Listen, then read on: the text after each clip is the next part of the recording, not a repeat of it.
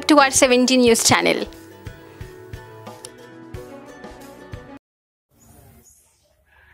సార్వత్రిక ఎన్నికలు జరగబోతున్నాయి దేశంలో రాష్ట్రంలో కూడా.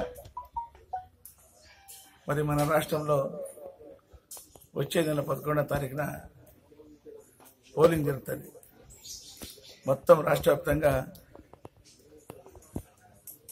సింగిల్ ఫేజ్తో ఎన్నికలు జరుగుతున్నాయి.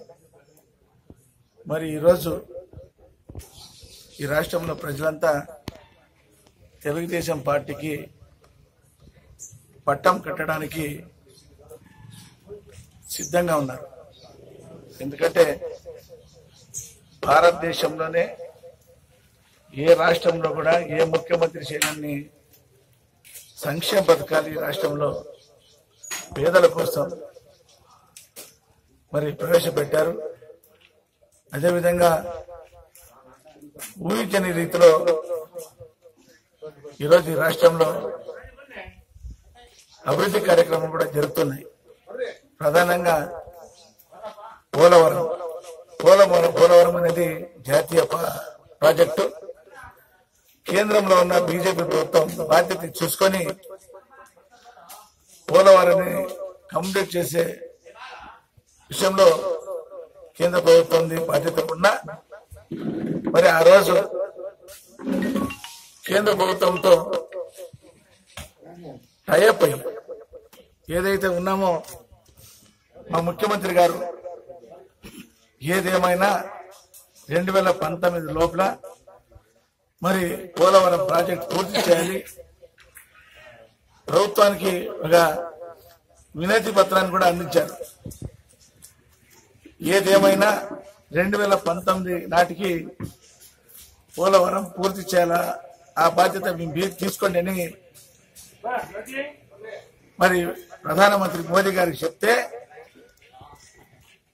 మీరే బాధ్యత తీసుకోండి, ఇది జాతీయ ప్రాజెక్టు, మొత్తం అంతా మేమే ఖర్చిస్తాం కాబట్టి బాధ్యత తీసుకొని మీ సకాలంలో మీ టైం ఏదైతే టార్గెట్ పెట్టుకున్నారో ఆ టార్గెట్ లోపల మీరు కంప్లీట్ చేయండి, మేము పూర్తిగా సహకరిస్తామని ఆ రోజు ప్రధానమంత్రి గారే మోదీ గారే చెప్పడం జరిగింది. మరి మోదీ గారు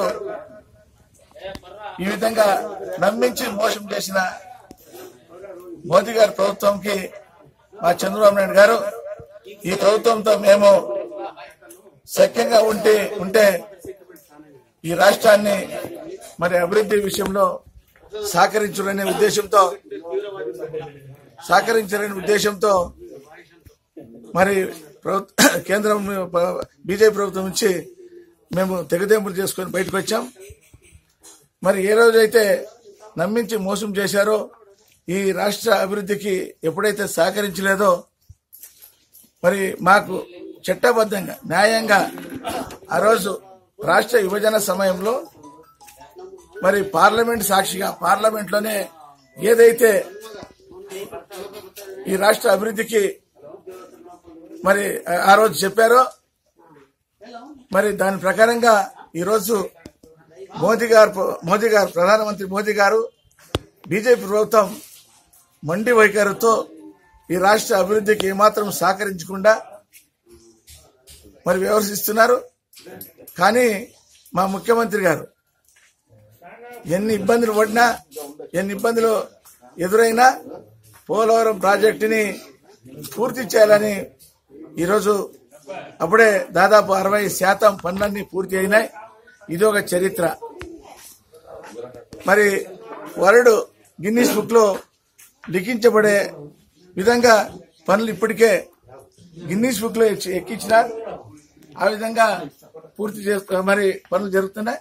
ఏదేమైనా మా ముఖ్యమంత్రి గారి ఉద్దేశం, ఆలోచన, అభిప్రాయం ఒక్కటి, 2019 లోపల పోలవరం పూర్తి చేసి ఈ రాష్ట్రం 13 జిల్లాలకు సాగునీరు తాగునీరు అందించడమే ధ్యేయంగా పనిచేస్తున్నారు. ఇంతే కాకుండా మరి మాకు విభజన అయిన తర్వాత కూర్చొని ఒక పాలన చేయడానికి కూడా ఒక ఆఫీస్ లేదు, ఒక కార్యాలయం లేదు. మన ముఖ్యమంత్రి గారు బస్సులోనే విజయవాడకు వచ్చి బస్సులోనే ఉండి బస్సుల దగ్గరికే మరి అధికారులందరినీ తీసుకొచ్చి అక్కడి నుంచి పరిపాలన స్టార్ట్ చేసి 9 నెలల్లోనే ఒక టెంపరరీ అసెంబ్లీని టెంపరరీ సెక్రటరియట్ ని 9 నెలల్లోనే మరి నిర్మాణం చేసిన చరిత్ర మన ముఖ్యమంత్రి నారా చంద్రబాబు దక్కుతుంది. అంతేకాకుండా మరి ఈ రోజు రాష్ట్రంలో మరి అనేకమైన సంక్షేమ పథకాలు ఈరోజు ఈ రాష్ట్రంలో ప్రతి కుటుంబానికి ఈ ప్రభుత్వం వచ్చిన తర్వాత 1,00,000 నుండి 10 లక్షల రూపాయలకు వరకు లబ్ధి చేకూర్చినారు. మరి ఏ రోజు కనివిని రీతిలో ఏ ముఖ్యమంత్రి చేయలేని సంక్షేమ పథకాలు ఈరోజు ఈ రాష్ట్రంలో మరి అమలవుతున్నాయి. మరి ఈ ఎన్నికల్లో మరి పెద్ద ఎత్తున మరొకసారి చంద్రబాబు నాయుడు గారిని ముఖ్యమంత్రి చేయడానికి ఈ సంక్షేమ పథకాలే నిదర్శనం.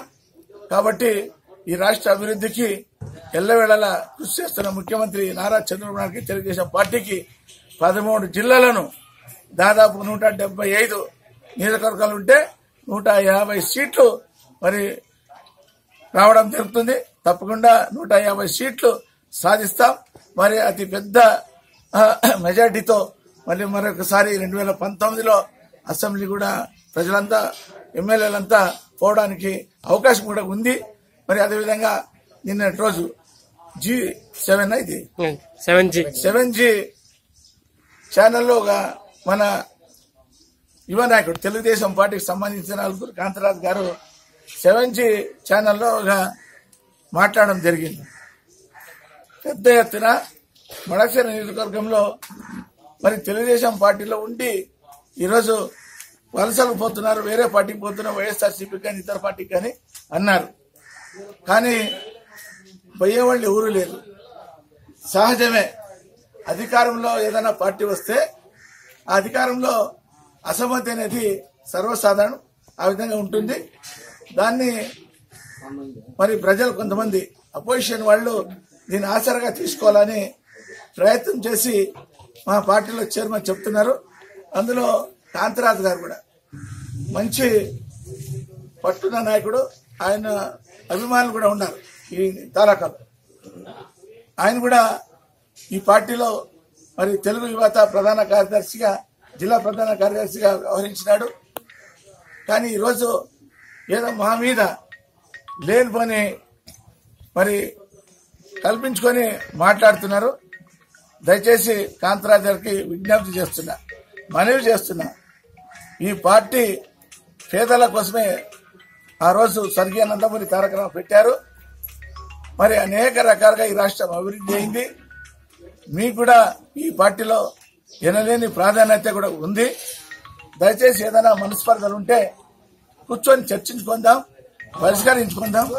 దయచేసి ఈసారి మీరు ఏ విధంగా మరి అభిప్రాయంతో మాట్లాడుతున్నారో దాన్ని స్వస్తి పలికి ఈ ఎన్నికల్లో మడకశిరలో మరి అత్యధికంగా మరి తెలుగుదేశం పార్టీ అభ్యర్థి అయిన నన్ను ఎక్కువ మెజార్టీతో గెలిపించే బాధ్యత మీరు కూడా తీసుకొని ఆ విధంగా పనిచేయాలని మనం కాంతరాజు గారికి విజ్ఞప్తి చేస్తున్నా. ఏదైనా లోట్లుబాట్లు ఏదైనా జరిగింటే నా నుంచి కానీ లేదు మడకశిర నియోజకవర్గంలో ఉన్న తెలుగుదేశం పార్టీ నాయకుల నుంచి కానీ జరిగింటే దానికి మేము కూడా మరి బాధ్యత తీసుకొని రాబోయే రోజుల్లో ఇలాంటి మరి తప్పిదాలు చేయకుండా మరి చర్యలు తీసుకుందాం. అందరూ కలిసి మరి పనిచేస్తాం. ఈ రాష్ట్ర అభివృద్ధికి సహకరిస్తామని తెలియజేస్తున్నాం. ಅವ್ರ ಕಾಡ್ಲಪ್ಪ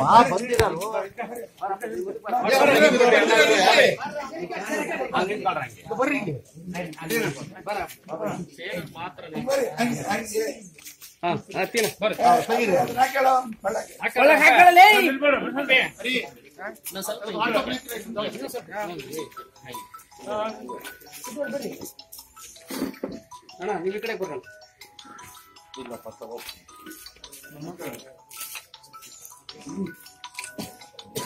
ರಾಜಪ್ಪ ಯೂತ್ ಬಟಾಲಿಯನ್